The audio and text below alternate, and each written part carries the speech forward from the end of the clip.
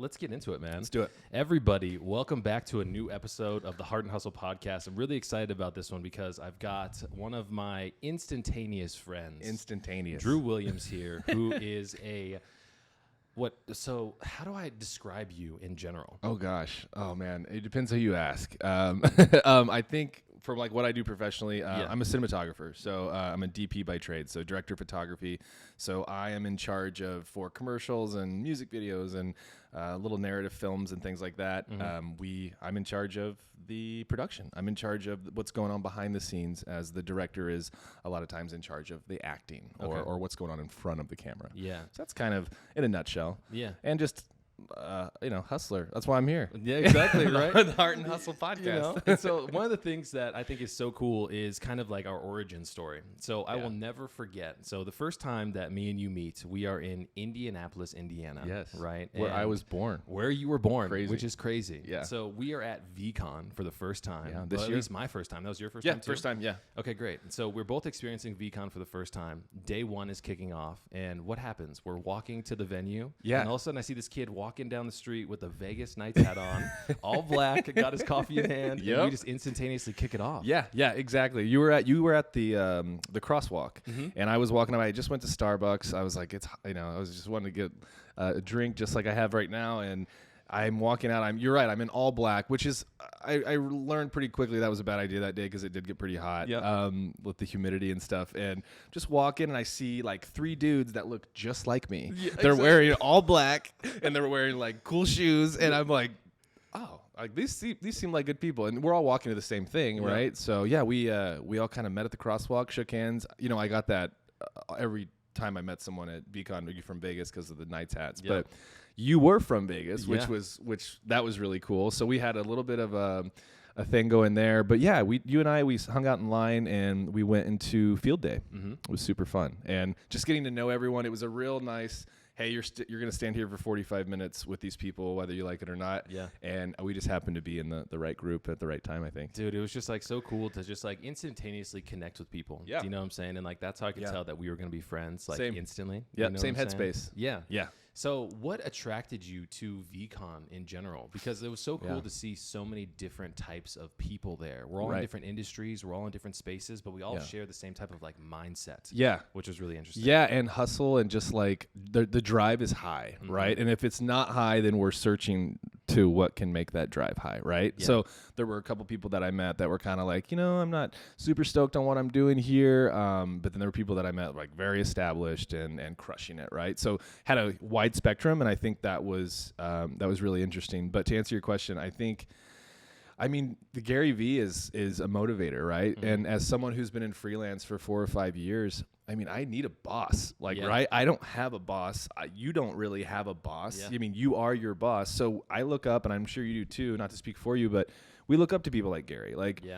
He's the guy, and he's so honest and real. And one of the first things he said that really I thought, okay, you know what? I do understand this guy, and he's not blowing smoke up everyone's ass. Can I cuss on you? Oh yeah, absolutely. Yeah, okay.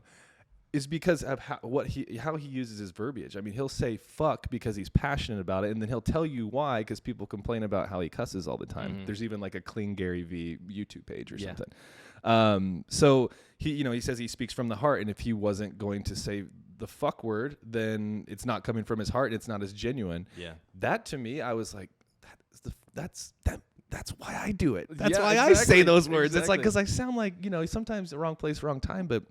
I don't know. I think it was his realism. I think all of that bubbled up. I think it just comes down to how real he is. Yeah. And he's a motivator. Again, we need that 24/7 in our job. At least I do. Right. I need someone to tell me to fucking do it. Yeah. And it was cool. I think it helped a lot too that I was back home in Indiana. Like I flew out from Salt Lake because that's where I live now. And the fact that I was able to go home and I only stayed up there one night downtown, and I drove back twice. Yes. I guess once to my hometown, like an hour and a half, 2 hours away. Dude, I was driving through cornfields in the morning. You talk about the most like humbling, like full circle like moment. I'm back home. I'm trying to get motivated by Gary V and like very ground level, right? Yeah. Like waking up in the morning, driving the roads you drove to school, to go all the way up to Indy, dude, just to like get motivated. It was very, it was an amazing weekend. I mean, we could talk the whole time about VCon. Yeah, exactly. Like, I mean, just from the people we met and the experience and the motivation and the drive behind it, the event was incredible. It was an incredible event. I go back and look at videos all the time and pictures of all this stuff. I was literally watching the videos of us going down the slide. You know what I mean? So everybody who doesn't know, but at VCon, as they're hosted at Lucas Oil Stadium. Yeah, and big football stadium. To get into the stadium, you can go down the stairs, but they set up this gigantic slide from one of the sections down onto the field. And it was so cool just to like wait in line and then hop on that little burlap sack and then just like ride down onto the field. I felt like a kid again. I know, it was sick. And what's funny is like we saw it when we first got there, but the line was really long. So I think when we first got there, we kind of walked around. Yeah. But I looked at the slide and I was like, yeah, I'll probably hit that maybe once or twice. I think we hit it like 7 or 8 times. Exactly. I was like, how'd you get down here? Like, oh, I was on the slide. Yeah, I was like, I think I'm going to go get some nachos just so I can go slide. Exactly. Down the slide. Oh my God, it was amazing. It was cool. It was just a good way to, you know, it was a serious event, and a lot of the drive behind it you wanted to take really serious. But those little fun elements that they added in there, that's the VCon way. That's the Gary V all through. You know, he keeps it fun, but he keeps it real. Dude, it was like the people that we met there as well. Like I remember there was one guy who was like a real estate investor or something like that when we first met him. And like when we were chopping it up with him, he was super chill. And then like we heard him on the phone, and he was like, "Listen, if the documents aren't over there, then we're gonna be like blah blah blah, and that's Samantha's fault, and she needs to do that kind of stuff." Yeah. It was so cool to see the duality of everybody. I'll never forget that because you made a comment on that and I lost it. You're right. We were all like, yeah, fucking VCon and Uno cards and fucking V-Friends and cussing. And he's like, yes, the Dotson report. Yeah, exactly. That was so funny. I will tell you what, it was just like, wow, we can really, we're here for a reason. We can turn it on and turn it off. Yeah. It was fun. But you're right. A lot of different professions, but the same motivation and same drive. I think it's cool. Yeah. If you think about that too, like that real estate agent, I think he started his own firm. So again, in the same boat as with you with Francis and me with 43 Productions, like we're all, even though they're so different, we're all kind of in the same bubble as far as how we're feeling with our business and 100%. And what drives it. Yeah. So I want to reverse a little bit. When you first discovered Gary V, were you a fan of him? Do you know what I'm saying? Like, because the first time, very transparently, I came across Gary V, it was a Tony Robbins and Gary V like podcast interview. Oh, and they were chopping back and forth, and Gary kept talking over the top of Tony. And I was like, who is this fucking guy? Yeah. You know what I mean? He keeps talking over Tony Robbins. Kind of aggressive. Yeah. Kind of aggressive. But the more I listened to him, he started talking about mindset, about happiness, about pursuing things other than money. Sure. And that's how you're going to be happy. Yeah. And that was just something that really started to make me feel and more connect with him. Yeah. You know what I'm saying? Yeah, I think, I don't, I'm trying to think of when I first saw Gary. I think I was introduced to Gary through Casey Neistat. Okay. And all those guys and all those creators from YouTube. And I think Gary was on a Casey episode. Okay. And when you look or hear about Gary or you see Gary, I mean, it's just very New Jersey, like New York, and that's great. Like, just I'm from Midwest, I'm like some the Midwest, and the Midwest, and now I'm from Salt Lake, so it's technically the same thing, just with mountains. But yeah, so I saw him and I was like kind of aggressive, but also like real. Like, so I don't judge people by like my first impression of them because I bet I've given off tonally a terrible first impression before in my life. So I would hope that they wouldn't do that about me. But no, I think I was introduced through a good source who I trusted already through Casey. And then I just started watching him and I was like, yeah, he's consistent. I think that was the main thing is I don't watch Tony Robbins. I don't watch motivational speakers. I just don't. Yeah. But with Gary, he's very consistent. So people ask him the same fucking question every day, and he gives them the same answer. And I've heard it now. And what that does is when you listen to him enough, then he's not changing his ways, and he's verbatim like his answer. I mean, it's never going to change. So if you can listen and you get a handful of episodes in, you can really start believing how he believes because he's so consistent. Right. So I think over time, I just developed a stronger trust for him just from his ways of teaching. Yeah. Yeah. That makes sense. So I want to kind of talk about your origin. So, sorry about the setup here. I'm working on this whole thing. This is great. I just wanted to, I kind of wanted to kick back a little bit. That's fair. Yeah. So my question for you is, we come from the Midwest. So I was actually actually born in Seattle. I moved to Michigan in 1997. I was there until 2009. Crazy. And I totally relate with you when it comes to like driving through the cornfields or like going past the dirt roads and stuff like that. And like where we live now doesn't so much seem like that. Do you know what I mean? Like you kind of made out of the Midwest. Yeah. But what is kind of your origin story about just film production and photography and cinematography? Like, what does that look like? How'd you get that start? Yeah, good question, man. This is always a fun one because I can go back to my grandpa, like back in the day. So when my brother and I were kids, we were close in age. We were 2 years apart. And my grandfather always had video cameras lying around.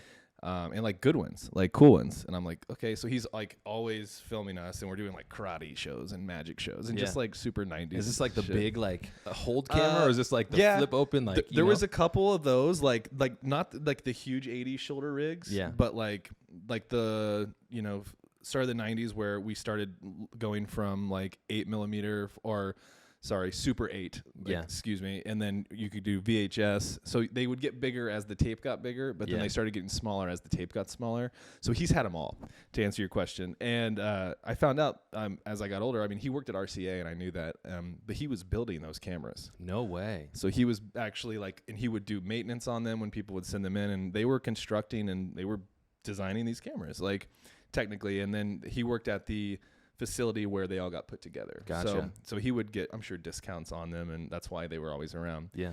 So flash forward, I mean, that's all I knew. I mean, I had cameras in my face 24/7 as a kid, not like celebrity style, but just like being a dork and at theme parks and stuff like that. Like back to our conversation earlier, and it just always attracted me a lot. He passed away in 2000, and when I was in like 5th or 6th grade, so I got all of his video cameras. So I'm just like, okay, that's great. Like, and I still have them. This one actually tattooed on my arm is his first Keystone. He filmed my mother's birth with that camera. Way, man. Yeah, so I have that camera. So that's amazing. So that's why there's a big camera on my arm, but I there's a lot of love behind that one. So yeah, it just felt natural to me. And I've always kind of had an artistic background. I didn't really play a ton of sports in school. I was always on my own. I was a snowboarder, and it's just that typical skater one-offer story, and your art turns to your passion, and then your passion looks good, and here I am. Yeah. It's kind of it's crazy to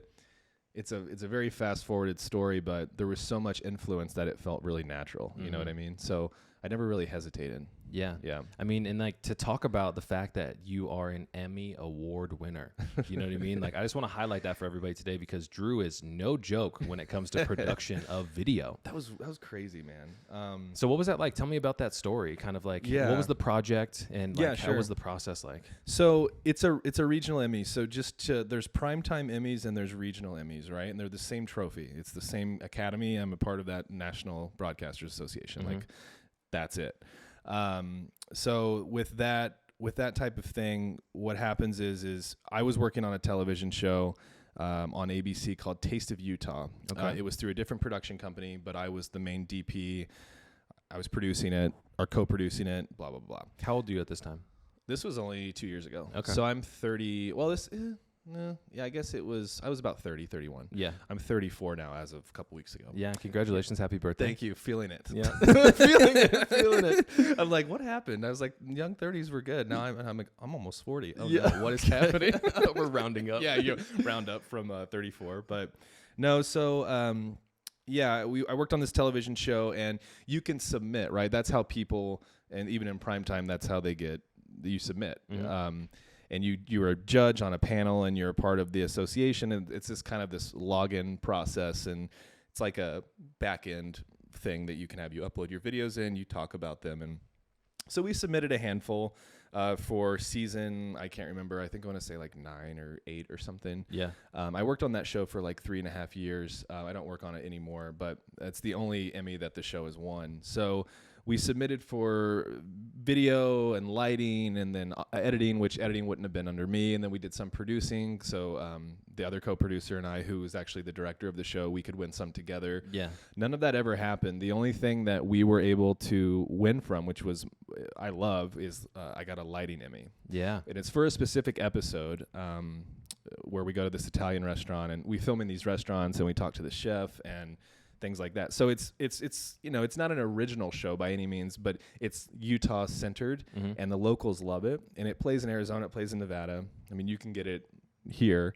But yeah, so I won an Emmy for lighting, and we went down to Arizona and Scottsdale at this really beautiful facility and hotel. I was on stage and I grabbed it. It was just crazy, man. Like it's a weird thing though, because it's a nice mile marker, for sure. But now I hold myself to this standard, and then at the same time, like I'm not super proud of the piece that won. Really? Like I feel like I've shot way cooler stuff than what has won. Okay. And I don't think that's a bad thing, and I think that's probably like self-judgment. Yeah. But there's things that like I'm like, dude, you know, that's crazy. It's crazy, and I love it, and I'm so proud of it. I'm proud of the team, and it's well deserved. But I'm like, it's just a mental thing where I'm like, all right, now I got to do, you know, something else, like the next step, right? So I've set a bar for myself with this, but then it's like, okay, let's see the piece, and it's like, oh, I'm not the most proud of it, but I still think it's beautiful, and it you know, it won out of a handful of people, and that's a little self-judgment, and that's something that like you can tell like I can battle with a little bit. But you know, you set this bar, and then you just want to keep going and going and going. Trajectory is always this way. Yeah. And I felt like for a little bit we're just kind of hanging here. Yeah. But then that's if you feel that way, then it's going to start going this way. Yeah. Right? I actually came across an interesting piece of content the other day on social media, and it was talking about like, it was kind of like in a trading stock market view, and it was like today, and it was like a downtrend, but it's like when you zoom out, you can actually see the entire graph, and it's like, dude, this is how your trajectory actually kind of maps out. Yeah. That's a great way to put it. Yeah. Maybe I'm just too close looking at it right now. Right.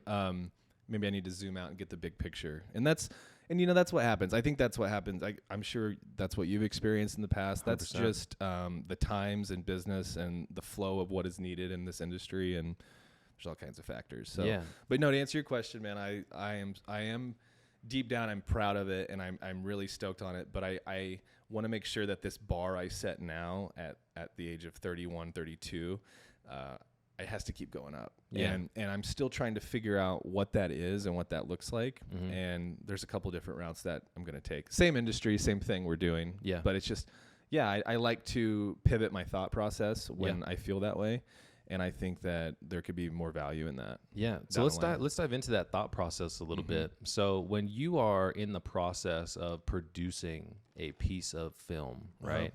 What is the mindset from your perspective? Because I know a lot of people out here in the world today are thinking about creating different types of video content. Right. More than ever, right? More than ever. And so how do you kind of work through your creative process when it comes to executing on a vision and a narrative arc through telling a story through video? Smart people. Yeah. It takes a team, right? What I've learned in the last 5 or 6 years is I can't do everything. And I don't want to do everything and it's just, you're good at what you're good at, that you hire someone else from the team to be good at what they're good at, right? So you utilize your partners and your colleagues, because there are writers. 9 times out of 10, if you're a DP, you're not good at writing. It's just how it is. If you're good at being a DP, you probably don't want to edit. If you're an editor, you probably don't want to be on set. It's just how the industry works, and you find your niche. Yeah. So what you do is you find the most talented group of friends, and genuinely, right? You don't just go after them and pay for them. Yeah.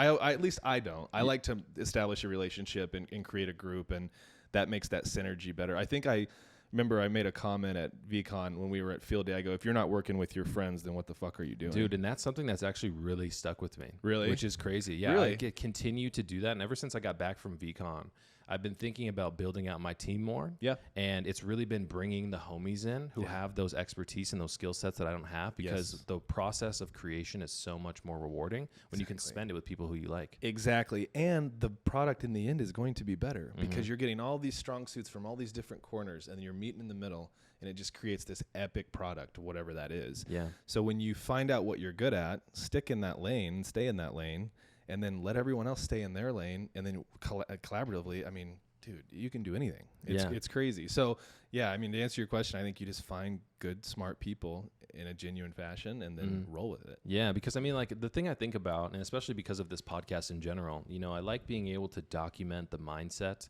of people who are in the process of building. Yeah. Because social media does such a good job of showing us the end result. but doesn't ever give us the insights of, you know, what was the mindset like? What are the type of decisions? Who do we surround ourselves with as we're building the process? That's everything. Yeah. Because you're right. You're getting the reward at the end. And visually, everyone's seeing the reward. They're not seeing the work that was put into it, right? Right. And that can just be a stress case. And if it's stressful, then it's not fun. Then work always, to me, work needs to be fun. Otherwise, I'm going to feel like I'm working. Yeah. I mean, don't get me wrong. I can get tired pretty easily, but you know what I mean? That mindset, it's all about the mindset. It's about if you can go to work happy and not feeling like you're going to work, then you're going to kick ass your whole life and thrive in that one position. The people who bounce everywhere and switch, that's nothing wrong with that. It's just they haven't quite figured out what they want to do. And it takes people longer than others. And so I consider myself pretty lucky to have fallen into this genre of art and creativity so naturally from my grandfather. It's kind of like literally handed to me, right? Like, it's like, okay, I inherited this now. And I didn't feel pressure to do that. I fucking wanted to do it. Yeah. So it's kind of crazy when you take a couple steps back. Because I haven't taken a couple steps back and been asked this stuff. I've been so forward driving on projects and with my baby and just everything, you know, that you're just always looking forward. So it's nice to kind of come back and reflect a little bit. Yeah. And I think it's really important for us to pause every once in a while and look backwards and see all the things that we've accomplished. You know what I mean? Like, you've accomplished such amazing things in your career that we're talking like career peaks for so many people who fight for so long, and like so early in your career you've been able to kind of just like have these monstrous wins. Yes. You know what I mean? And it's cool. It's really cool. And I'm so proud of that. And because I kind of felt like when you asked about the Emmy question, I kind of like belittled it a little bit, but I'm so proud of that. It's just that specific instance has done for me is it set a bar that I'm trying to figure out how I leap past. And that's great. Like, we need that as creators. Again, we don't have bosses, so there's no one there to create. I point at Gary. Yeah. Hi, Gary.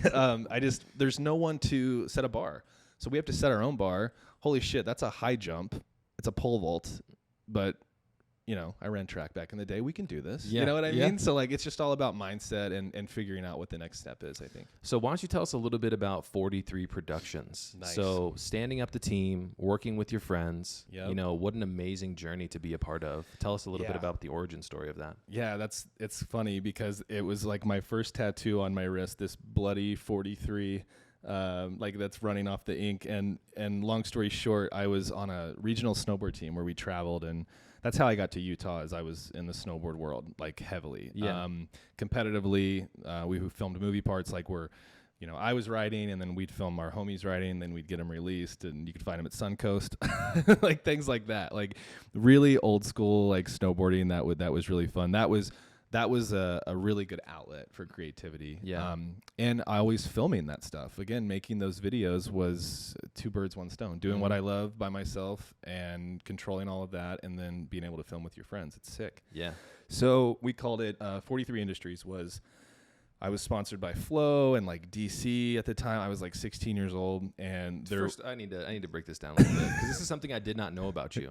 So I never go into this like no, I love this though. So snowboarding. You know what I mean? Like, you discover the passion in Ohio? Indiana. So there's close, and there's not much difference as far as landscape go. They're the same. If you get into southern Indiana, you'll start getting rolling hills. If you get into northern Indiana, about where you hit Indy and go north, like, which is where you were, flat, right? Everything was very flat. But rolling hills kind of start down towards Kentucky. There's two little ski resorts in Indiana. One's called Perfect North, one's called Paley Peaks. And I just happened to grow up in Paley and Paley Peaks. My mom worked there when she was younger. My uncle ran the snow operations. I have this ski lift that my uncle Oh, wow. Tattooed on my side. Dude, I love that your tattoos also are a story of your life. Everything's a story. I can tell you Mason Rose Williams, my daughter, Roxy, the dog who passed away. I love you. My wife and I have these. Dave Matthews Band, because I'm a freak. My grandpa and my grandmother's signature. That's the guy who had the camera, the actual signature, and that's the signatures they used to sign the lease for the home that I was raised in. Wow. And my mom was raised in.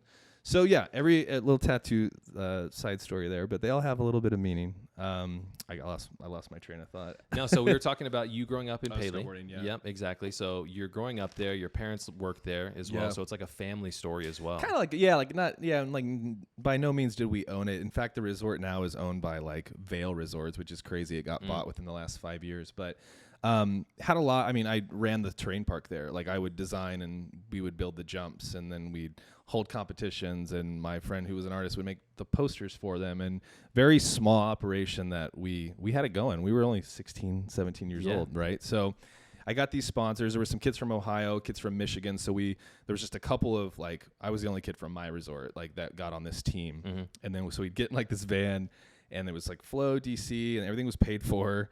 And we got all free boards and outerwear and whatever the hell you wanted. Like it was a kid's dream. Like it was awesome. And would go around to these rail jams that were not even in the wintertime. They were in October, and they would get these ice shavings from ice rinks, and then they would set up these rails on the grass, and we would just spin onto them, and it was just this little white ribbon of death. Like the little white ribbon of death. Yeah, like the little snow like ribbon, you know? And you think about it now, and you're like, oh man, my poor body. But you learn from those things, and you grow, and then honestly, that's how you start developing friendships, and then how you see how people are, not how you see value in people, but you start learning at an early age, like if you get with the right people, then you can create something really big. And that's the same philosophy I used for 43. So long story short, we grew up and we've gotten old, and I got in a really bad snowboarding accident when I was like 27, hit a tree, like lacerated my spleen, punctured my lung, broke all these ribs. My gosh. I was in the hospital for like 2 or 3 days. It was really bad. I was like supposed to be in a wedding, or supposed to go to a wedding in the Dominican Republic, and like I couldn't fly, so I couldn't go. It was just terrible. So I had chilled out from that, and now I use those resources and contacts in the snowboard industry to like film their commercials. And like we did the new Gore-Tex O'Neill ad like 2 years ago for winter line. So utilizing those contacts and those resources, not going as hard physically on myself, but enjoying and taking my wife out and my kid out. That's what snowboarding is now. So 43 Industries evolved from 43 Industries into 43 Productions. And I figured I learned so much from this when I was younger in the snowboard world. The name is tattooed on me.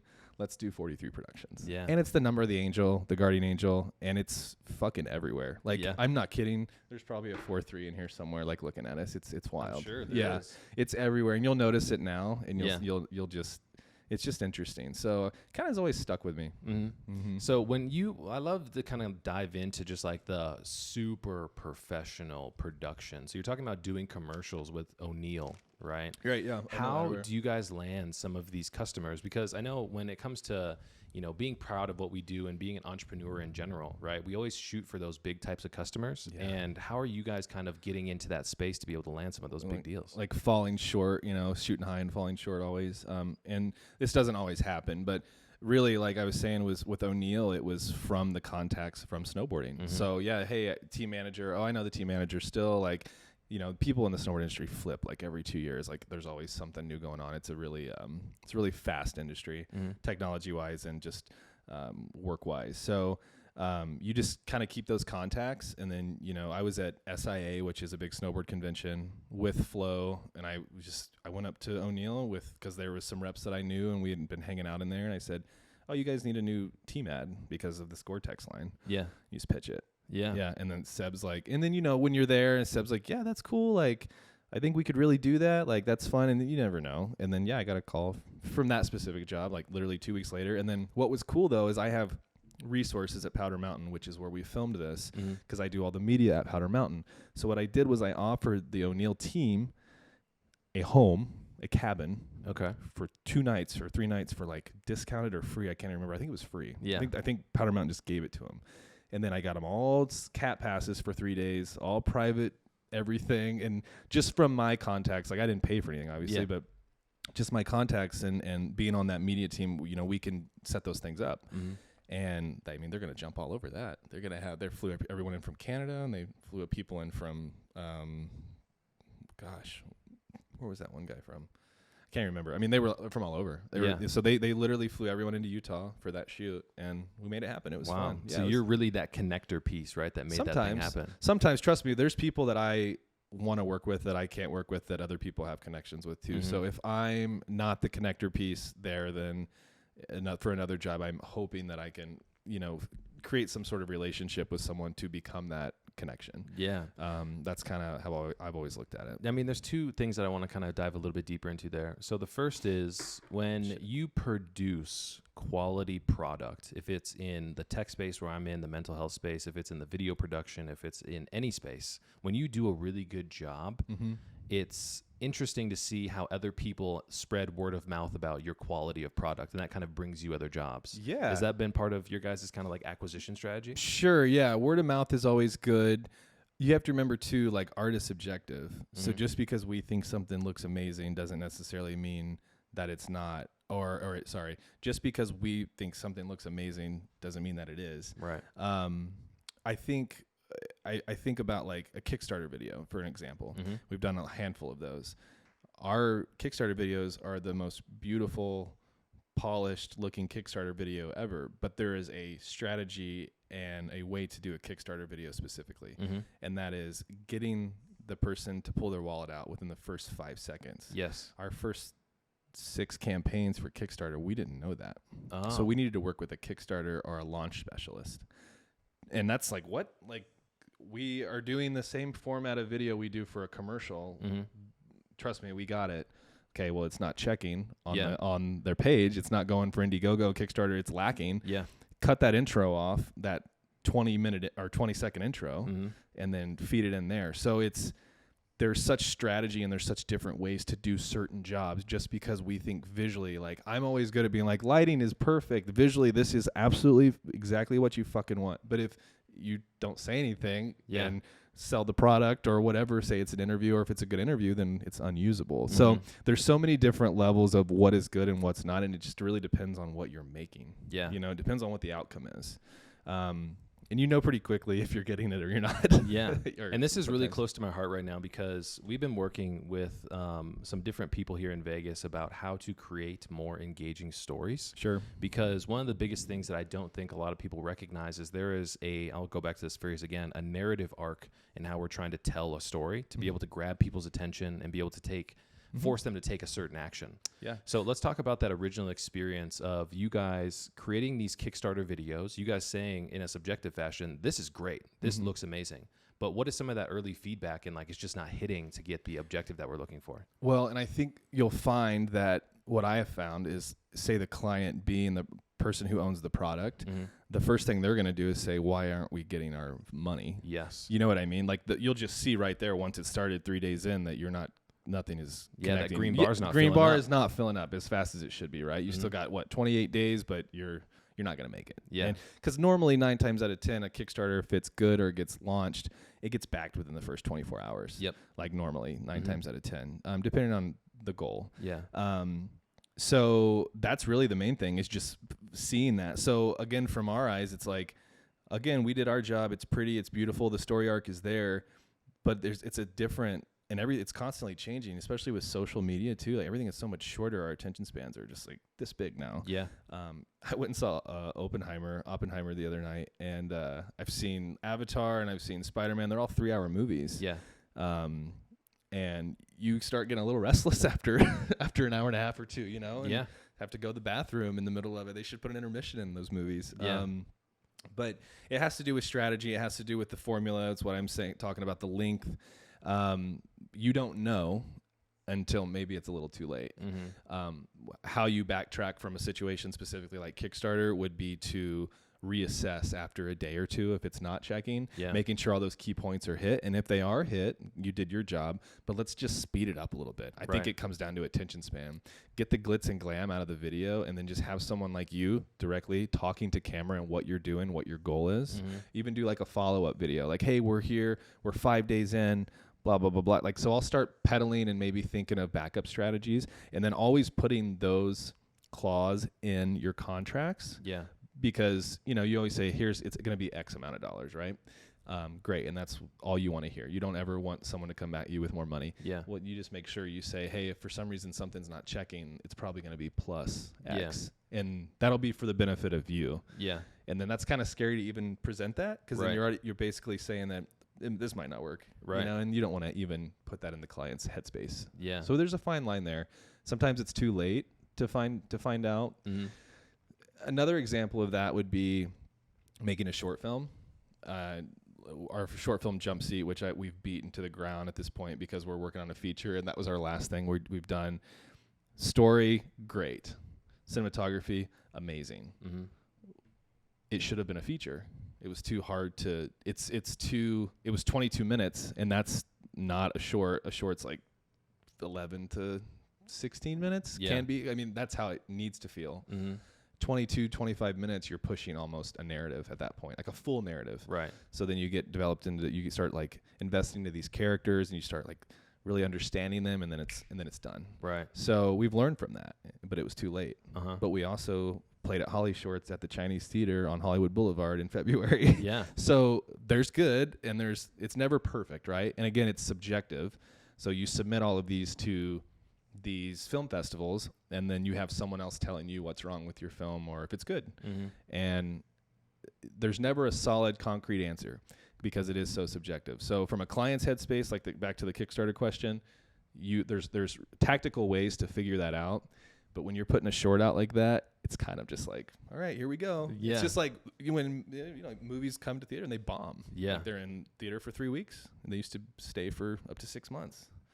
Because they fucking bomb and they're not making any money. So how do you keep your mindset solid when it is in such a subjective space? Because when I think about, the idea of, we think that this production is super solid and it's going to kill it. Sure. But then when you are in a space of creating products for other people, it's very interesting to kind of have that negative feedback. And like, how do you continue to fortify your mindset to be like, okay, it's time to reshoot? And how do you keep everybody together in that mindset as well? Yeah. I feel like when the production is happening, I'm like always so happy to just be doing something. And like 9 times out of 10, I'm in a really solid ass mood. My wife always tells me I'm best when I'm working. Yeah. And I'm like, that's sweet. Yeah. Thank you. I appreciate that. It's like, give me more work. But she was right about that, and that's something I've realized about myself the last couple of years is I am happiest when I'm working. So for me, that's fairly easy when I'm working. Mm-hmm. It's the after part or it's before part. My anxiety kicks in, dude. Like I'll just start, I'll vomit. Mm-hmm. Like no shit. Like I had a shoot before. What was it? We were shooting with Jackie Chan. Wow. Which is sorry for the name drop, but no, I love that. That's perfect. I'm dropping this shit out of that because trust me, I worked with some cool people, but like that is legendary. Mm-hmm.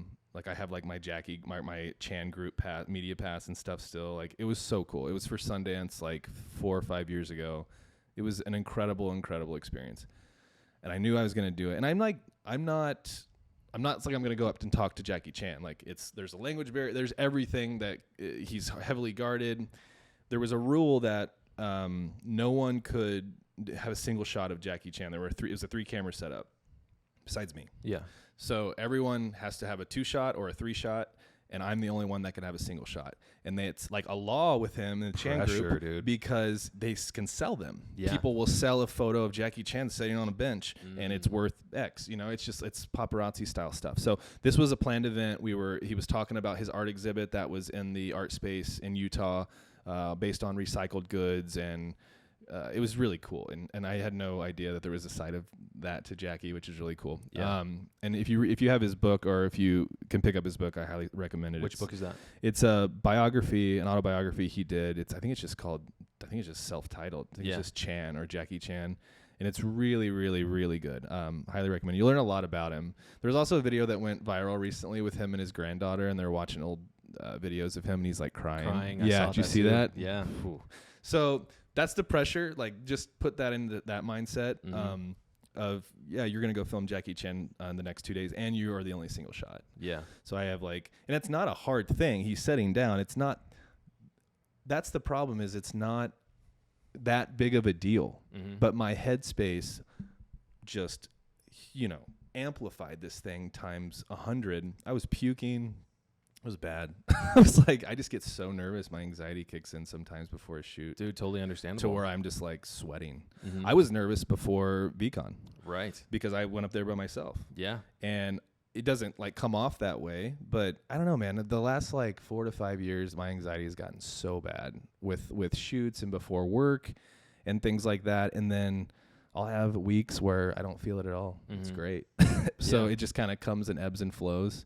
So headspace is always really important. Like I'm always trying to stay focused, and I've noticed as I get a little older, especially like lack of sleep with the kid and stuff, like my focus can be very like diluted. Makes sometimes. a huge difference. Makes a huge difference. Sleep is super important, and I'm realizing that. So been working on myself to just try to calm down that anxiety and do that before shoots. And in the last like year, it's been really good. Yeah. So I can say like it's gotten so much better, and just that self-care is so important, because if you are going to stay in that headspace, you're just going to keep digging yourself down into it, and you're just going to get deeper and deeper. So I think what this really comes down to is that sense of self-awareness. And what I want to use this opportunity is to cut to your question with Gary Vee. Oh, yeah. When you ask him, is it possible to have too much self-awareness? Certain things you don't like about yourself, that's judgment. That's not self-awareness. So has there ever been a time in your life where you have felt like you had too much self-awareness? There's no such thing as too much self-awareness. There's such a thing as too much judgment on oneself. Too much self-awareness doesn't have any negative impact. If you know more about yourself, that's wonderful. And everyone here needs to judge themselves just a little less. And a little bit of fear maybe mixed in there too? Of course fear's in there. Everyone's got fear. That's okay. It's about giving yourself some grace. It's about taking a deep breath and understanding we all are going to go through trials and tribulations, good and bad. Don't beat yourself up. Love yourself. Yes. Now, something that I love is that you took the opportunity to ask this question. And when he answered the question, what did he tell you? He gave me an answer. He goes, his answer was for the first question was there's no such thing as too much self-awareness, but there is such a thing as too much self-judgment. And I was like, fuck. It's like, I was like, I know he's right. Yeah. I know he's right. It's just, and I kind of knew that, that was, I've been trying to do that question. I've had that question in my mind for him for 6 months. I was like practicing it to you in the merch line before my time was to meet him, which I just thought was super nice of you to do. But it was a really cool answer. And what really struck me was, he goes, who's going to, like, what are you pressured into doing? I was like, well, I'm trying to open up a studio. We are opening up a studio in Salt Lake. It's not finalized by any means right now, but we are looking at some spaces, and it's going to be sick. And that was the motivation I needed that weekend to do it. And he goes, what are you slacking on? I said, well, I'm trying to open a studio space. And he goes, so what? Like, and I was, what if I run out of money? And he goes, who cares if you run out of money? And I go, my daughter. And he goes, do you know how many fucking kids, parents are billionaires and they hate them? Yeah. And I was just like, dude, I'm overthinking it. I'm self-judging. Like, I'm so in my own head about this. It's so much lighter from an outsider's perspective, and I'm putting so much weight on it on the inside of my head. It was such a relief, dude. It was such a cool... And when I walked away, he goes, that was 2 bangers in one. I know, yeah, exactly. And the coolest thing is that your story has been it's been presented to millions of people. Yeah. And just like you started talking about when we first sat down, it's like we hear Gary say the same thing over Consistency, and over right? and over again. But sometimes we need to hear it in a little bit of a different fashion for it to hit home. For sure. And that's what I feel like happened with you. Yeah, absolutely. I also am kind of always the person that like in college and even in high school, I didn't care in high school, but in college, like I'd have to hear it once, or I'd have to hear it like twice, or someone would have to like show me or act it out. I'm always like a visual person, or like I'm a very metaphorical, like everything always is an example of in my own way. You know what I mean? So yeah, to hear him kind of say that and break that down, I was just like, yeah, that's good. And I didn't feel as... It made me like I got the question answered, but I didn't feel as much pressure once it was answered. I felt so much pressure just asking the question.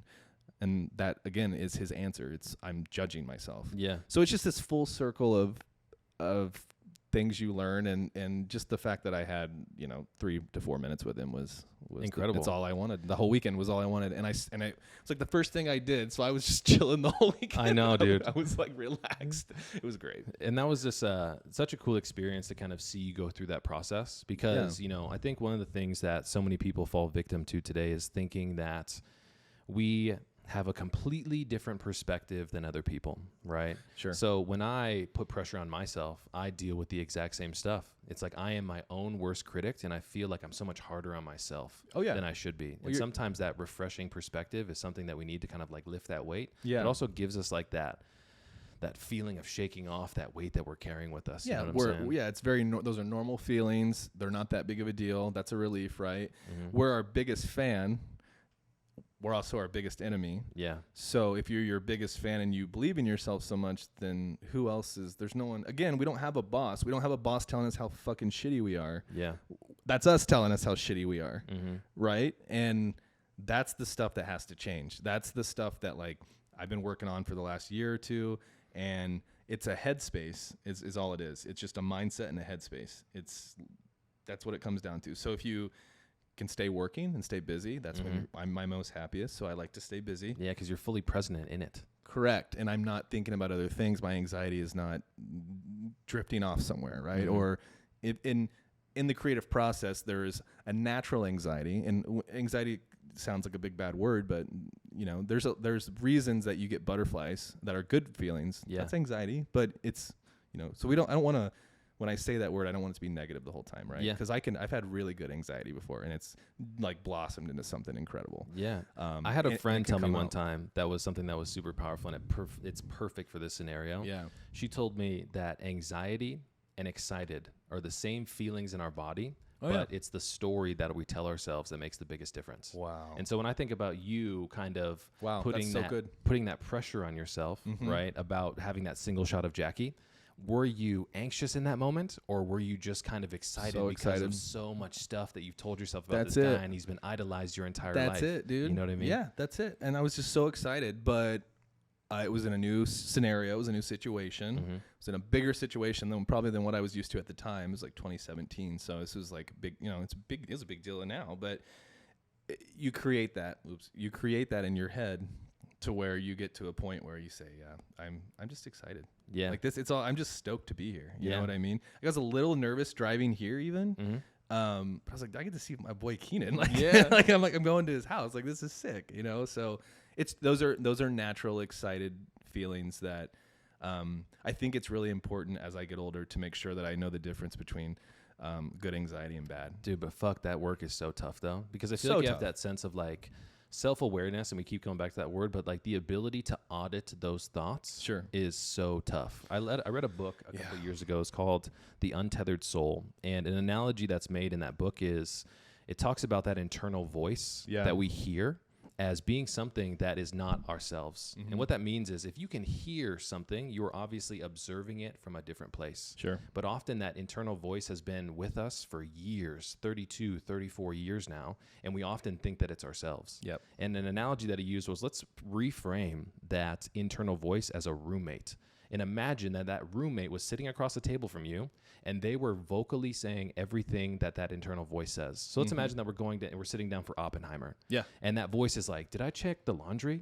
Did I lock the garage before I left the house? Yeah. And it'll be like, dude, shut up. Like, we're trying to do what we're doing calm right now. down. Yeah, exactly. And just be quiet. Yeah, and like that was a really big reframe for me, kind of like repositioning that internal voice. But it takes so much work to be able to kind of like put the spotlight on that voice every once in a while, because that thing often misleads us and tells us information that is so not true. That's so true. And it's like you can't really trust that roommate. That's such an interesting way to look at it. I think that's a lot of times why like your therapist will tell you to like put your hand over your heart or on yourself, like when you're telling yourself to like stop thinking that, because it's like it's not you, you're here, you're grounded, deep breaths, like this is you, that is someone else, right? I'd kick that roommate out. That's all I'm saying. Yeah, exactly. Like you can't stay here rent free. Can't stay here, bro. Yeah, know what I'm saying? You got to keep moving. You're gonna have to go down. Yeah, not gonna work, man. Well, I'm so glad to hear that, you know, people who are the highest of achievers like yourself, who have been and won accolades that other people literally will sacrifice anything for, have these common struggles, dude, that people go through. And even like you saying that, like I get like, you know, it makes me like, it doesn't make me uncomfortable by any means, but it makes me anxious. And again, that could just be excitement, like, you know, and it's, God, dude. And that's the funny part is like on Instagram, like I have a very like beautiful page, but I don't ever talk about like that type of anxiety or depression or anything on that. So I was actually really stoked when you asked me to come on here. Yeah. I'm like, dude, I can go. if you want to go, like I've been working hard the last 4 years on that shit, you know? So it's just crazy. Like as you get older, you start to realize that there are so many other elements in the world that make up things, whether it's a human or whether it's a place. It's like a noun, a person, place, or thing. Like those actual things can really determine and track your life. Or I guess, let me reframe here.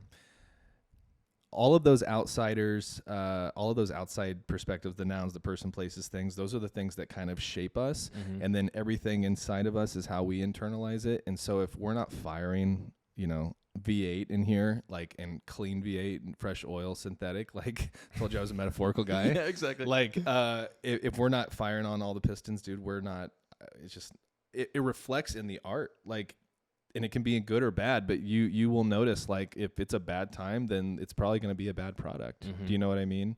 And just going through that the last 4 years, you have to really like be real with yourself. And that's why I appreciated when you told me what you did, like at Francis, and I was getting those texts for a while, and those were so fun, like super cool, and like actually really helpful. Yeah. I even got like excited the second day I got one, because it's like, what's your favorite thing, and like it's just cool that there are tools and resources out there now for something that felt so big and such a burden. Because I think what I'm trying to say is you don't realize it's happening when it's happening. And then it could be too late. Yeah. So it's just really important to listen to yourself, listen and be in the right headspace and create the right headspace. And then if you do need help, then just talk about it. Because honestly, one of the best things I have found is if I'm in a weird situation with anxiety or depression, is just literally talking to someone. Yeah. I could literally talk to you about it. And you're like, cool, dude, that was me like last week. And it's like, oh God. Okay. I know it's not just me. Whoa, that's great. And it's like, and it's not, I think social media today, and we're a lot more aware of those types of things, but it's also a very real thing. Mm-hmm. So being aware of it and having it are can be two separate things as well, but they can feel like the same. So just if you feel that way or there's any sort of anxiousness, just know that, like, it sounds so cliche because I feel like everyone's been saying it, but this is the first time I've ever said it. Like, you should just get help. Yeah. Yeah. Like, for real. Like, because I go to a therapist. It's the best thing in the world. Yeah. Hands down. And I'm really proud of you for, I don't even want to say the word like admitting that. Do you know what I mean? Because I feel like that's been the narrative in society for so long. Yeah. And the thing that I recognize, especially when, you have opportunities to connect with people that you have a similar mindset, you have a shared human experience. Correct. And this has been my biggest thing about developing Francis in general, is like, I recognize that often we feel like we are alone in these scenarios. Mm-hmm. And unless we can have practical tools that help us kind of tap into that continuum of improvement, we're never going to be able to get the long-standing, sustainable, like, positive impact that we're looking for. Yeah, there's no outcome if there's no income. Yeah, or there, you know what I mean? 100%. Like, there's no way to analyze the good if you're only looking at the bad, and vice versa, right? Yeah. Yeah, you're so right, and I just think it's time. Like, I've been on podcasts before, but they're talking about lenses and stuff like that, and that's why, like, I'll go silent on Instagram. Like, I haven't posted since the Gary Vee thing. I just don't care, like, right now. And it's not that I'm not, let me reframe. It's not that I don't care. I do care. I want people to see that, but that's not the real value, like, for my business right now. Like, I'm not getting jobs from Instagram. Yeah. I'm making contacts and meeting people and getting help and doing all that through Instagram, which is incredible. But I just go through times where I'm like, you know what? If I don't feel like doing that, then I'm not going to do it. And I used to force myself to do things that I didn't want to do. Mm-hmm. And that, I also think, has helped me a lot.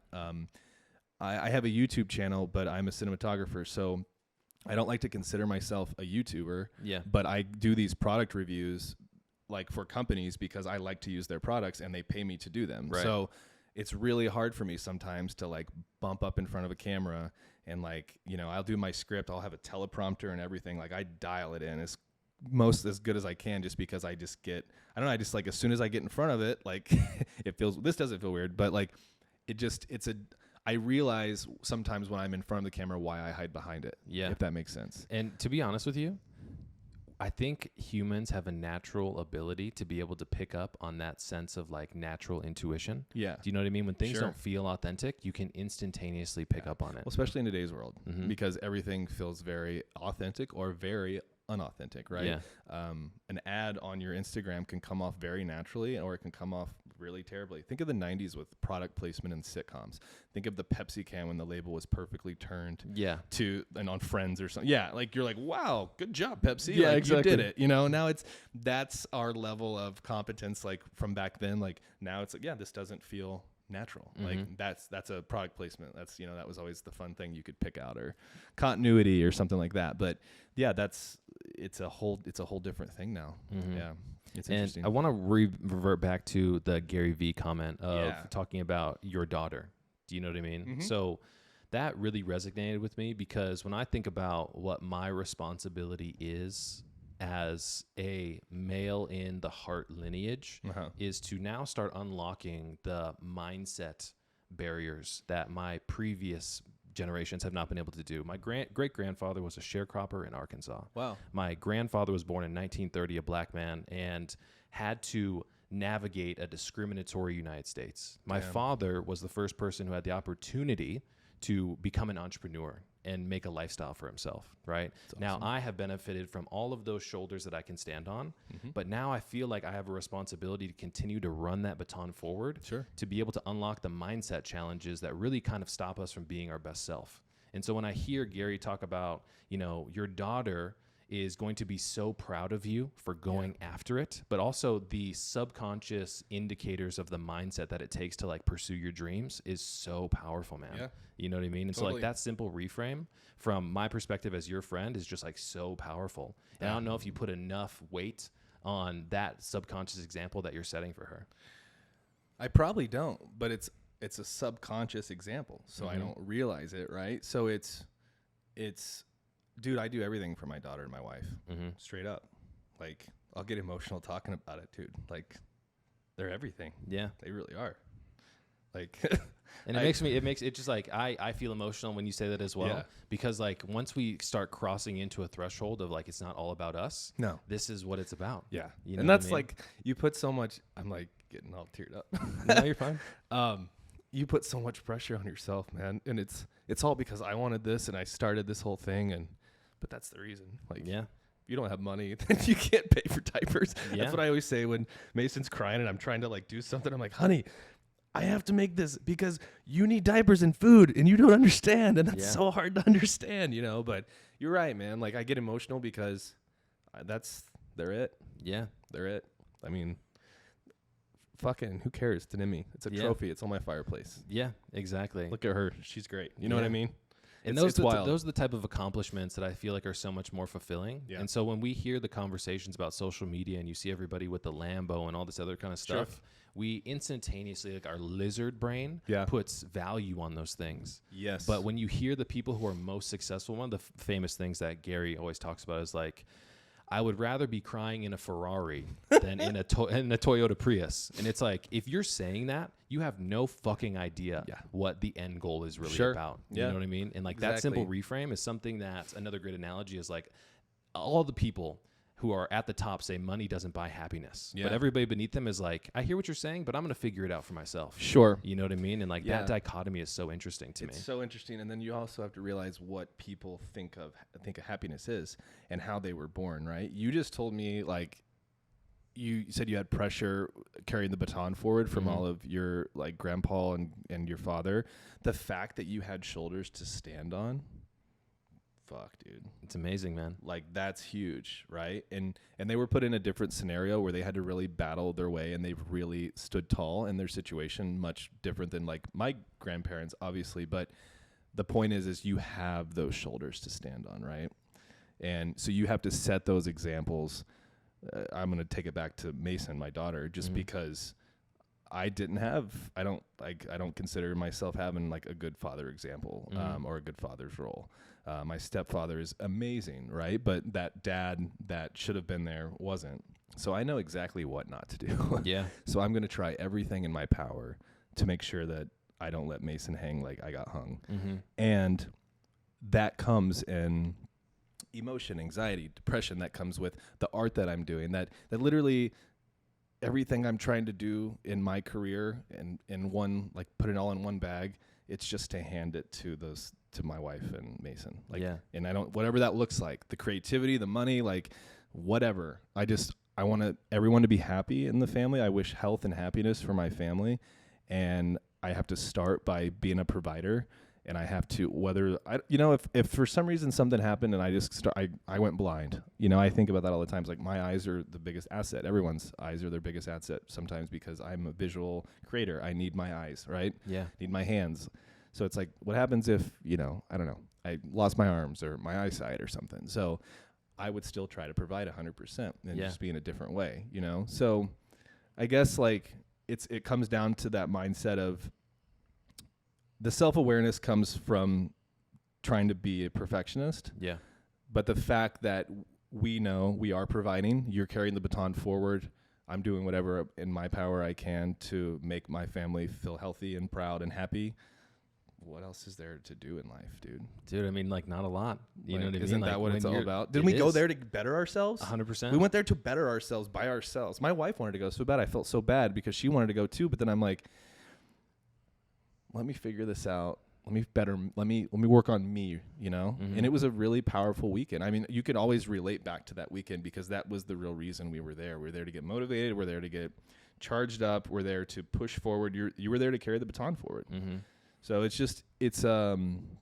it's crazy when you step back and like break it down like that because you get so caught up in the process that the value doesn't feel like what we just talked about. Yeah. But realistically, in a full bubble, it really is. Yeah, 100%. One of the things that I think about going to that weekend was it was very scary for me. Dude, it was terrifying. I consider myself very confident, right? In the things that I have to do, I show up every single day for other people. Sure. Yeah, you're like a gym rat too. Like you go to the gym, you like work out with Shaq and like. Yeah. Do you remember you saw that? That was crazy. So sick. Yeah. Like, Shaq. Yeah. It was wild seeing him there. He was the coolest dude. But like talking about the weekend was I had to put myself in a scary situation to go show up by myself to something that I had never gone to before. Sure. And like there were so many moments of me like thinking about going and being like, dude, should I like bring people with me? And then I had that same moment of like, I need to just go figure this out for myself. And figure out what happens after that. What a cool fucking thing that we're able to do. Yeah. A lot of people can't do that, man. Like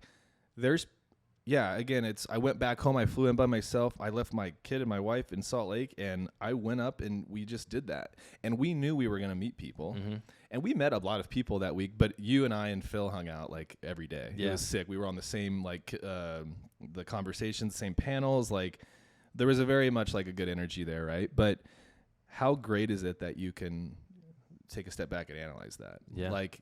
Because I told you too, like I had anxiety. Fuck, dude. Like I was walking around like the White River for an hour before I had saw you, and I'm like, should I leave? Oh wow. Yeah. I mean, I don't know why I thought that. That's just me in my head. I probably wasn't going to. Yeah. But like, should I just bail? Yeah. Like that always happens to me. Should I just bail?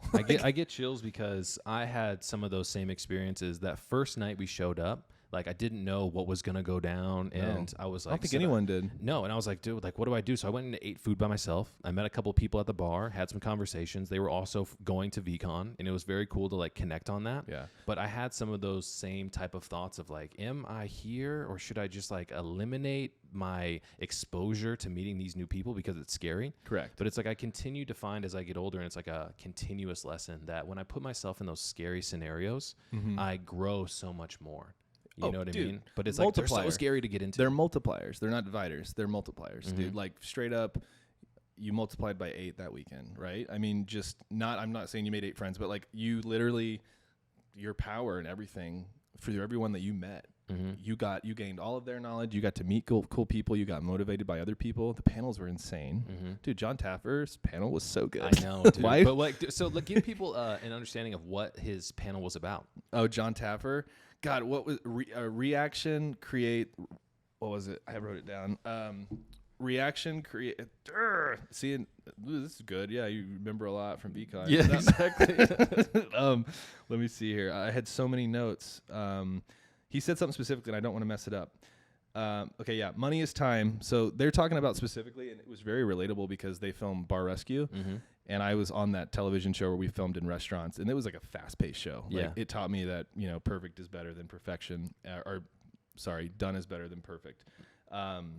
So reaction management, we create reactions, making food for the result. Everything we do must create reactions. So that was kind of what I was saying. So everything that drives the story forward, this needs to create a reaction. Like, you know what I mean? Like, something has to happen besides me taking a drink. There needs to be a story evolver from whatever just happened. Yeah. It's just like dialogue in a film. If something is said that is out of context, then you're like, what the fuck was that for? Everything that is said in a movie is a story driver, right? It drives the story forward, never goes back. So that was cool. The people who create the best reactions win. So that was obviously he was very gung-ho about creating the reaction. Disney is the masters of connectivity and experience and reaction. Work on it, not in it. Yeah, that was pretty cool. He said that was his last kind of thing, was work on it, not in it. Yeah. And has that been something for you as like you're standing up a studio production team, stuff like that? Like often we find ourselves so deep in the process that we are working in our business rather than working on it. Same thing. Yeah, I think I just said like 5 minutes ago is like we don't realize when we're working, like, and all of that happening, what we're doing in that process. But when you take a step out, it's the same thing. I have to argue with that comment a little bit because I love my job so much that I have a hard time because my current studio is at my home. It's right out like the person. Yeah, it's nice. It's basically it's detached from our home. It's like 350 square feet, and it was a wood shop that the previous owner had built. Yeah, and it's perfect for a studio. It's got plenty of power, so it's really nice. So it's hard for me to turn it off sometimes because when I put my daughter down and I'm not packing to leave or we're not doing something for a local shoot, I'm in the studio either setting up something for the next day or just tearing something down from that day before, you know? So yes, there's a lot of times where I am in it and not on it. And I think that's something easy for John to say right now. Yeah. Because he's established. I think it's easy for a lot of people to say. I don't feel like I'm at the point where I can't just be on it. Yeah. I need to be in it. So I do argue with that a little bit. And I think it's just a time thing. I think once I get to a point here in the next maybe 4 or 5 years, I think then I can be working on it, separate. But for now, unfortunately need to invest 10% of my time in it. Yeah, and I feel like that's just the season that we're in. Sure. You know what I mean? Like everybody needs to go through that rocky cut scene of like. But it keeps me happy too. It does. So why wouldn't I not stay in it for a while? Yeah. You know what I mean? Absolutely. So it's but I think for someone like John, work on it, not in it. Get out of your truck or your trailer, have your makeup on, do your thing, do what you need to do, boss, do it good because you're a pro, and then get back in there and turn it off. The biggest thing that I took away from that panel was the points that you just mentioned, but I loved how he talked about the sense of accountability of getting the work done and looking in the mirror and kind of being like, am I doing the best job I should be doing? Because odds are you're being a lazy ass. You're not doing what you're supposed to be doing. And that's one of the reasons where people play that victim role of not saying like, this is all on me. And I find an extreme sense of accountability and power in that resiliency of recognizing that like, I am the guy who needs to push this forward. Sure. Do you ever feel like that way too? Yeah, and then I also like sometimes when I do that, it's almost too late. Like someone has done something that I think is great or cool or beautiful or successful or whatever that might be. Yeah. And then I'm like, I need to have been the one to do. Why didn't I think of that? Yeah. A little jealousy, you know what I mean? I think that's super normal as humans. Yeah. We just talk about how after John Taffer or one of those panels, I stood up and almost passed out in your arms. Yeah, do you remember that? Yeah, exactly. Do you remember that? I do. I yawned when I stood up, and I swear to God, I blacked out. Yeah. I like got real woozy. I thought you were gonna have to catch me. Anyways, that just came to my head. I was like, dude, what the heck? Just so excited for VCon that I was just fainting left and right. Yeah. All the celebs. So much impact. So much impact. That it just weighed so heavy. Weighted me down. Yeah. I thought about that the other day. I was like, dude, that was a weird feeling. I was like, yeah, better drink some water today. Yeah. So I want to switch gears a little bit because something that you mentioned a little bit earlier was technology, but you also talked about writers. So one thing I know that's happening in the film space in general right now is there's a writer's strike going on. Oh man, and an actor's strike. So what is the temperament of your space right now, and how are you guys kind of being impacted by some of the stuff that's happening? You know, I can't speak for what's happening in California because it's at the most extreme, and I do support everyone striking. You need to get paid. Yep. Execs need to pay their people, just how it is. Luckily, I'm in a position to where I don't work with like massive execs on a regular basis. Like I'm not driving to Warner Brothers or Paramount every day, right? In Burbank or Hollywood area. So those people are greatly impacted. You're going to see a hold on movies being made in the next 4 to 5 months. There are shows that I should be filming right now that literally aren't filming. So you're going to be missing your season 3 of CSI Vegas when it comes out. Great show, by the way. Yeah. And sick show. Unfortunately, it's on a delay. So everything's going to be delayed for real, even here in Vegas. Now, with what we're doing, a music video, that's not going to delay anything because artists are still making music. Yeah. Commercial work, companies still need that stuff. There are, we use actors and really talented people in the Utah area that are with agencies, and 9 times out of 10, those people aren't striking basically because they're not SAG actors, right? So they're not a part of the union. Yeah. So there's just there's dynamics that play into that. So to answer your question, probably in Salt Lake, not going to impact us a lot. It might be harder to shoot the upcoming feature that we're about to start in September. Yeah. We're trying to figure that out right now. But a lot of difference in the California area and the major areas of New York and the union workers, and rightly so. Yeah. I hope that they get it all figured out. Yeah. Yeah. It's really sad. It was just interesting to me because when that all happened, I have my cousin's boyfriend is an actor. Okay. Right. And he just moved out to the Atlanta area. Yeah, that's hot right now. Atlanta is booming. Same thing. Going to be impacted there too. Yeah. And so he was like, dude, it's just like there's no jobs going on right now. Do you know what I mean? And I was like, man, I wonder how Drew is being affected by this process. I think, if you're an actor, you're a writer, that's what's on strike. That is the most affected. I think it's at the level of what you're at. I am not at the level of working on Hollywood films. That's my goal. And that's that trajectory that we talked about at the start. And that's what's at the top of the mountain for me, because that's what I want to do. I want to get a primetime Emmy, or I want to get I don't even really care about the physical thing. I just want to work on something that people love. Unfortunately, I can't say something with my job. It's like, I'm going to make a big difference in the world. You do that like with Francis, right? I find ways to do that through creatively through work. So if someone can watch a movie and enjoy it, and it takes their mind off of something, their mental health, and they can just absorb that and they really enjoy it and love it, then that's my contribution. I feel like even in hearing you say that, that is a little bit dismissive. You know what I mean? Like earlier when you were talking about the Emmy, you're like, maybe I kind of just like rushed over that. But the fact that you are creating art that people consume to feel like them most selves that's so powerful. That's value. Yeah. So that's where the value comes in with art, right?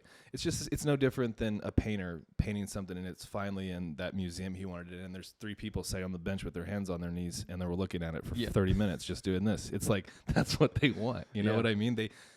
Those people who are doing that are super impacted. They're seeing things that most people don't see. It's the same concept. It's like you really want to deliver that story, but you want to make people feel good. I mean, I think that's what all of this is about in the end, is being happy and wishing happy. And not to cut myself off there, but Brooke said something interesting yesterday. My wife, she said, for our family, I don't wish happiness. I go, we can find our own happiness, but I wish health, good health on all of us. And I said, I have to argue with you because I wish both, because health and happiness go hand in hand. So I think that's what we're trying to do here. And I think that's the end goal. Like, I want to make good art that makes people happy. You want to make people happy. And we want to make sure that everyone knows that we're normal people and we experience all that trial and tribulation through everything as well. Yeah. And if you can't be open and honest about it, then what the hell are we doing here? Yeah. And I think that's just like such a core value of mine, right? Is the older I get, the more I recognize I feel true alignment with myself and I am open and honest. Sure. You know what I mean? Yeah. I've spent so much time curating this mask of who I think other people should want to be like and yada, yada. And it's just like a cyclical cycle that just like drives my mindset down. You know what I mean? It's like gross. When you're in true alignment with yourself and you're happy and you're doing the things that you want, you feel so much lighter. Yeah. And you feel just like so much more in tune and tapped in, 100%. In tune is a good way to put it. You're very like focused. It helps with that, I think, a lot for me specifically. And I think that I think it comes down to mindset. the whole time. I think it's all about how you look at things, and then that working on yourself that you were just talking about, that's not overnight, unfortunately. So when you're working on yourself, you might even feel yourself get down more because you're putting your energy into fixing what could be, you feel like, a problem in your head, right? Yeah. So there's just so many different ways to cope with it. And I also think creating that headspace and a place to talk about it out loud like this it's the most helpful thing. Like, I really, like, I've never been on a podcast where I can just open up like that, and hopefully after people listen to this, they might understand a little bit more. And the thing is they will. Yeah. That's one of the reasons why I created this podcast, was to give people an example of these types of conversations, because we always tell ourselves this narrative about everybody else is fine and I'm the only one who's going through, and we've referenced that a couple times on the podcast today. But, when we can create a space where other people can feel safe and they can connect with our shared experience, like, we never know how multiplicative that's going to be in somebody's life. Like, we could give the confidence. There could be a filmmaker out there today who is going through these tough times, and they hear your story. Sure. And they're like, oh my God, I'm not the only person who's going through it. I hope You know what I mean? man. It's like you're leading by example. You're passing that baton forward. Yes. Yeah. And that's all you want to do. Like, and it's like things get intimidating, and social media makes people look bigger than they are, and people get intimidating. It's like, dude, we're all just trying to make cool shit. Like, it's pretty innocent over here. You know what I mean? Like, it's like a helping hand is much closer than a bitch slap to the face. Yeah. Oh, I like that. You know what I mean? Yeah. Like, at least if you're extending your arm to me, for sure. Yeah. I'll just punch you. Yes. So we talk about social media a little bit. And, one of the things that is really buzzing today is the topic of AI. Yeah. So how is AI impacting your world? Are there tools? Are there elements of AI that are being integrated into your workflow? How is that kind of space being impacted? It's crazy, man. First off, I'm a huge proponent of AI, because I'm not going to be one to sit here and say, no, it's scary, because it's happening either way. Yeah. So I'm going to go ahead and adapt. So I suggest others doing the same. And it's going to move slower. Like, it moved really fast. I felt like the last 8 months, it was like, here's AI. Yeah. Do it. And then everyone's like, all right, let's back up a little bit. So, it's what is AI versus what are plugins versus for my programs, like why are we calling this artificial intelligence versus what we might have called it 2 years ago, might have been a Dodger or something a different name, right? So yes, to answer your question, there are a lot of tools that we're using now in Photoshop and Lightroom, specifically for photos. I did a magazine shoot, hiking shoot, like 2 weeks ago. Shout out to my wife for modeling in that. She did awesome. We were on a shoot for Visit Salt Lake City. We were doing some hiking, and I got the photos back in. I shot probably 500 photos in 2.5 hours, and they needed 25. So I go in and I pick the best ones. That's a manual process, and that's something I want to do. Make sure eyes are open. There's 3 people walking. You got to make sure everyone's in sync, blah.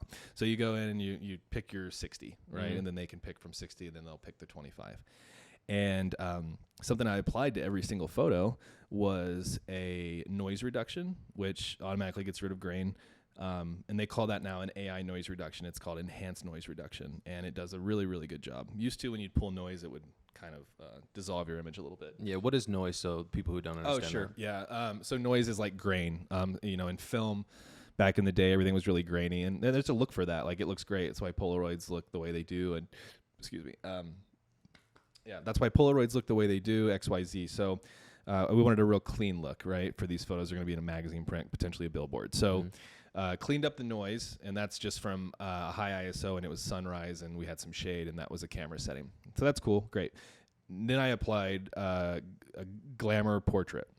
So that automatically now, and you'll notice this on your iPhone, it'll do it. It'll automatically pull the subject off of the background, right? So if you hold your finger down in a portrait mode, you can pull the sticker. Yeah. So it cuts you. That used to be a process to highlight and mask someone. That used to take time.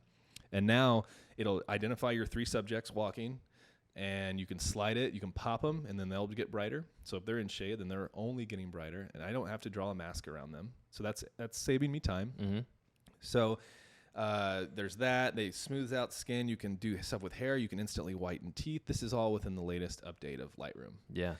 Now you've seen on Photoshop too, where if you take a photo and you have this much, but you want to create a background that goes this far and expand the photo, You can do that. You can do adaptive sun, sky, blue. I mean, there's just everything. So we're calling that AI now. So what AI is doing, to answer your question, is it's speeding up our workflow. Yeah. How that will implement into video, I'm sure the same way. You'll be able to, in multi-frames, take the subject, do those same type of things. Mm-hmm.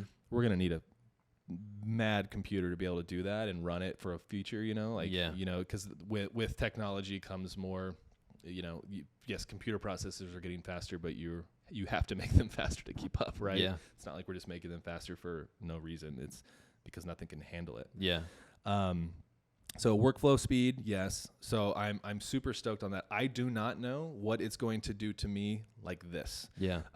That kind of is scary for me. And that was where I wanted to take this is like, what is the perception of threat of these things? Sure. And I don't want to look at it as a threat, because I want to be optimistic about it. Yeah.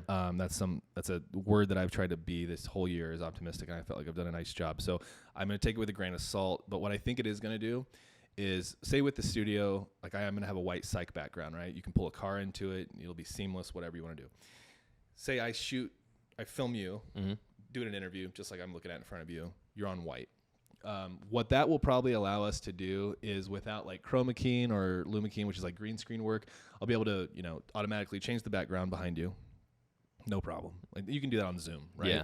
But this is just stuff like you should be able to do really fast now, right, and with like bigger equipment. Sometimes like people think bigger cameras and things, they have that type of technology. No, your phone's a little bit smarter, but it just can't film the way that a manual camera films, right? And because I create all those settings. So you're going to see more of like phone adaptation, I think. Not like you're going to be calling people from a camera, but you're going to be being able to pull those things off of the backgrounds, obsolete the subjects, and pull things and make them obsolete, right? So I think that's going to speed up, again, our workflow. I think you're going to need the right tools and the right knowledge to be able to adapt and use those things. So I don't look at it as a threat. I just say, what do I know now with my education? What can I adapt towards that without running away the other way and being scared? How can I sell it? Yes. Because I'm about to open a studio, and when I'm not using the studio, others will be renting it. I'm going to provide a facility for photographers and cinematographers to shoot their projects. Because I don't shoot every day. So when I'm not shooting, let's let other people around the community use the studio and rent it out. And then there's income there. And then how can I push that and upsell the AI? So I think there's tremendous value in it. I mean, I've been using ChatGPT to draft like quick emails. Yeah. I'll do like it's a very generic, and then I'll go in and modify it and personalize it. And I have templates now that I've made. So I have like a whole thing of follow-up templates, introduction templates that I can just boom, boom, boom, and change the X's in for names. Yeah. Sorry, I didn't mean to say that out loud if you're my client, but that's just... But that's an efficiency. Yeah, that's not like a... So again, I think it comes down to efficiency. I think it's going to speed up our workflow. With AI, we're going to have more time to do other things. And whether that's in a creative space or just whatever you want to do, you know, letting it implement and do its own thing. And it's smart. I mean, it's working. So no, I'm not scared. I'm optimistic, and I want to branch off on it. You know, I want to be able to adapt, and I want to be able to implement and then sell. I don't know what that looks like, though. Yeah, no, it's still very early. I totally understand. And like, even from my entrepreneurial perspective of just like workflow and efficiency. So when we would shoot this multi-camera podcast, right, what I used to have to do was send this out to my editor, who would turn it around in 6 days. You going through like Fiverr or someone? Yeah, we hire some offshore, so we outsourced a dedicated editor for us who will turn everything around. But in this last week, I downloaded Premiere Pro. Yeah, nice. And I actually ended up buying a plugin, right, which was what's it called? It's called Autopod. Okay. So Autopod. So it cuts to the person talking. Dude, it is so efficient. It turned a 6-day turnaround into like 19 minutes. And you did it. And I did it. Yeah. Do you know what I mean? Yeah. So I was thinking, like, how does this impact my entire workflow process, but also my ability to put out more content? So it saves you money because you don't have to pay homie. The amount of time you spent automatically cutting is the amount of time you would have spent sending the files or more. Yep. So at that point, you've not lost any time. You've actually gained time, and you've gained a product. So times that by how many podcasts you do a week. Okay. Like, that's efficiency, bro. Like, that's, so that's the optimism that I'm talking about. Like, that's the good thing. Everyone's afraid it's going to take our jobs and we're going to be ran by robots. No, let's all calm down. The idea has to be sparked from a human. Yes. Okay. So AI can take it over and AI can implement how it wants it to, but the idea, the creativity sparks from the brain. It's actually from Gary Vee. I know. I was going to say the exact same thing, but like the one thing that I would love to get your perspective on as a creator is, because things like AI have become so prominent, do you feel like they are just raising the bar of mediocrity?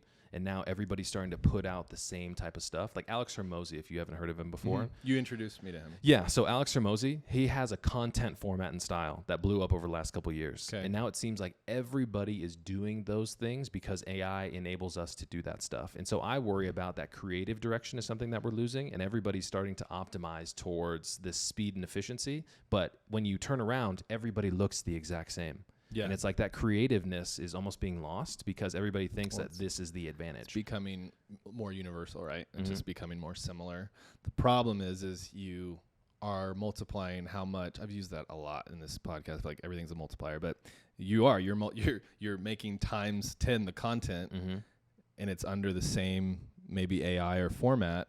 Then it's going to look similar, right? So that's like when I said I'd use ChatGPT, but I have to go in and modify everything. Yeah, because it uses words that I would not dare use, and not because I can't say them, but because that's just not true. You know what I mean? And so you have to personalize it. And yeah, I think you're gonna see a uniform case in some instances, and there's people that don't. Like we see things so much differently visually. Like I see things when I'm watching movies. Like I see this far out of the screen. You know what I mean? Like you get this, and then I see where the lights are coming from, and I can tell you I can probably tell you what lens they're using, and just movies are ruined. But like it's the same thing. You're looking at it from a different dynamic because you understand AI, right?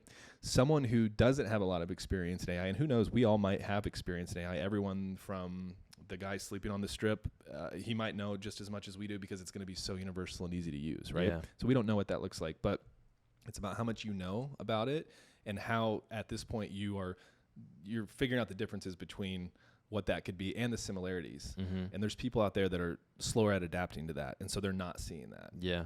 So that's something you kind of have to think about too. In your own question is like, you and I are like, and probably people watching are like a little bit ahead, and they've been messing with it. Like, yeah, 100%. And so they are seeing how it's being implemented and kind of the similarities of the functionality and the tools. So then I think as time goes on, those tools are going to change. Yeah. It's just all about how you implement them. Yeah. I feel like we're in a very unique space being in our early 30s. We came from a place where there was no technology. Right. Yeah. I mean, we remember the Snake Nokia. Like that was the big, I was like 7 and I was like, what is this? Right. There's a game on a phone, and the phone is not have a coily cord. Yeah, exactly. And now like, look at us. It's just nuts. It's nuts because I feel like, and I heard my buddy gave me an analogy of this. He was like, when people have a conversation about AI, there's always going to be a moral panic, but it often comes from the people who are like 35, 37, almost into their 40s, because they came from a place where this wasn't real. Yes. But we have a generation of creators who are coming behind us who have been enabled with these tools. Correct. Who are now going to be like, this is how it's always been. So I'm interested to see how we kind of get pressed from the back because... Oh, we're getting pushed. We're 100%. Getting poked at because if we don't implement, then we're going to be outdated. Then they're going to take over. Yep. Which is fine. Like that's just the nature of... That's how it works. So you have to find, again, studio space. You have to find ways that are bigger than the little product being put out with the help of AI or not. You know what I mean? So you're setting yourself apart and being different. But you're right, we're getting a lighter under our ass. And then unfortunately, you can't talk to anyone older than us that would maybe invest in AI. Not everyone, excuse me. Like Gary Vee is really good at talking about that and talking about AI. He understands it and he understands where it's going. Anyone else that age right now does not. You talk to, I had a meeting with close family members like 2 or 3 months ago, and they were talking about like investing in like doing something in like a group as like a family, and I'm like AI, and just like what is that? Shut down. They're just like like robots. No, like just very different approach. Like not even a thought. So I do feel that I feel pressure from behind, and then I feel like we're the middlemen that we're gonna be the last ones to take it over, and we're the ones learning it, and then they're adapting to it. Yeah, so. It's interesting if you break it down. But again, I don't think it's scary. I think it's a tool. I think it's no different than a new camera that comes out. There's, 100 new cameras that come out a year, and they can do new things. So, maybe there's a camera that comes out in 5 years that has some sort of AI technology in it. Yeah. So question for you. is when you were early in your career and you were, I'm going to say, betting the house on video. How does it feel to recognize that the world has kind of come to you? Does that make sense in that question? Yeah. I mean, I don't feel like the world's coming to me. I will say that. Okay. But what I do feel is I'm proud of my work. Yeah. You know, this is a different type of conversation with like the Emmy, right, where I'm putting it on a pedestal. But you know, I am proud of some of the stuff we've made. I'm proud of the contacts that I've made. Yeah. So I never would have. I mean, I have no regrets. That's one thing. But where my trouble comes in is I'm being impatient, and that's why I look at your shirt a lot, and that's why I'm such a believer about Patient Panda. Is because, and Gary will tell you too, like I should have, you know, in my head, I should have had that studio space at 29. Yeah. Like I should have, and I'm 34 now. So what am I doing? I start thinking that way, and it's like, dude, you've been fucking working. Like you've been doing things. Like what did you do in the last 4 years? Well, you got the golden trophy. So like those types of things that I need to make sure that I'm being patient. And all of these things are coming in the right time, because if they came too early, then they would have probably dissolved. Yeah. Or I wouldn't have been able to found a way to sustain them to the level that I could now. Yeah. So everything does happen in good time. So I think about that question, like sometimes like, do you have regrets, or like kind of reframed your question, but no, I think everything is in good time. I just got to make sure I'm remembering to be patient. Yeah. Because that's a huge part of my entrepreneurial career as well. So when I first got into business, it was 2014. I started a telehealth company.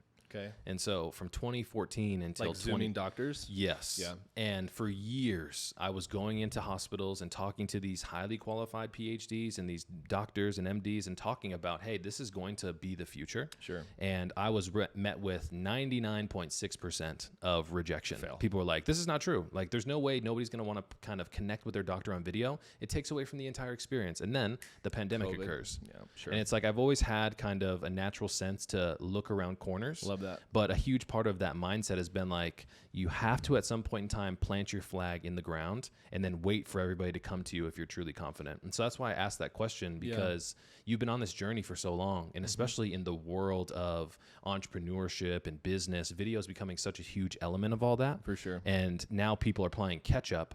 But you've been in this space, and you're just like one of the OGs who's like, okay, welcome everybody. I told you this was going to happen. You know what I mean? It's a weird space to be in, and it's not like you can't call everything, you know? I think we have a really good, back to the AI conversation, I think you and I have a really good understanding of what that's probably going to be. Yeah. And I do have a feeling like what we just talked about, that's probably going to happen. So we are probably both peeking around the same corner there. But yeah, you're right. You have to be patient. You got to wait for people to come to you, and trust me, there's people that I want to come to me that don't. And there's clients that other competitors have that I want, and I won't get them. And so there's always that. There's always that other side. But there's so much more good than bad. And there's so much learning experience within all of this. Yeah. That I do think that I am, in fact, on time. And I do think that this year, the end of this year or the start of next year, is going to be huge. And I will say that you guys have not seen a fucking thing, because you wait until you see this feature coming out. It's going to be good. Yeah. So that's the type of motivation, and that's the spirit that I need to keep going. Whether that comes off like arrogant or not, it's more of just excitement. Yeah, excitement. Yeah. And I feel like that sense of like honest confidence is something that more people need. Do you know what I mean? Because and trust me, this is rare. Yeah. Like it's so rare. Like honest confidence, it's something that's been being worked on. Like again, just back to the same conversation from earlier. Like there are days where I will never say that, or thought I would say that. And, there are days that I can say it. You know, it's cool. Well, part of what I'm really excited about is today we are filming this. Yes. You're giving nuggets towards the future, but I'm excited to be able to bring you back next year or whenever that happens. Please. And be able to kind of talk about this experience and kind of putting those flags in the ground of being able to establish, like you said it. Yeah. And look what happened. Yeah, like mile markers, right? Yeah. How about this? How about we reconnect within the next year once the studio's built? You come to Salt Lake. I'd love that. And we'll have a podcast corner. Yeah. Because I used to be on we used to host a podcast. Yeah. And we're going to bring it back once the studio gets established. How about you come over, and then we'll do the Heart and Hustle from Salt Lake. I would love that, man. And then we'll do the studio. We'll do it all right. We'll get you dialed in for whatever you need for that, for Francis. And I think that would be sick. Yeah, brother. Yeah. Well, I just want to say, we're coming up on the 1.5 hour mark now. Woo-hoo. It has been an absolute pleasure. Thank you so much for not only being my friend, but being willing to kind of be honest and vulnerable in today's conversation. Yeah. Sorry for the tears. I just like, if I talk about my kid and my wife, dude, man. I'm just like, I that's it for me. Like, that's where my heart is, and it's like, just do what it just comes down to. Like, I'm very lucky. Like, I get to do what I love, but it's also been like a work in progress ever since I started. And there are days where nothing feels perfect or nothing's right. And then there's days where it's just all smooth sailing. And today's one of those days. And I'm so glad that we were able to connect just like this. I was so excited when you asked me to be on. The story and origin story of how we met is so unique and cool. And, it just shows that everyone that was in that area that weekend all had the same mindset and goals and ideas. And the fact that you and I can sit here in Las Vegas across the country from where we met, there's something special about that. And I can't wait to build on that. Well, it's a true blessing, man. And I just can't thank you enough. Yeah, bro. Seriously. Yeah. It's really good. Top. Thanks for having me on, man. Absolutely. All right. I'm going to go back to my hotel and try not to melt. Yeah, exactly. Bro, it is 117 degrees here. Yeah, welcome to Vegas, man. And you know what? I got my new Stanley Cup Champs hat for the Knights. I'm a big Knights fan, so I'll be back in a month to see you. Yeah. Hopefully it's a little cooler. We'll do it, man. Sounds like a plan. Awesome. I appreciate you. Guys, thanks once again for tuning in. Once again, let's give a lot of credit and thanks to Drew for hopping on today. Thanks, guys. For being somebody who just completely demonstrates heart and hustle for us. Thanks, man. 43productions.com. We'll see you soon. All right. Cool. Thanks, Keenan. Thanks, bro.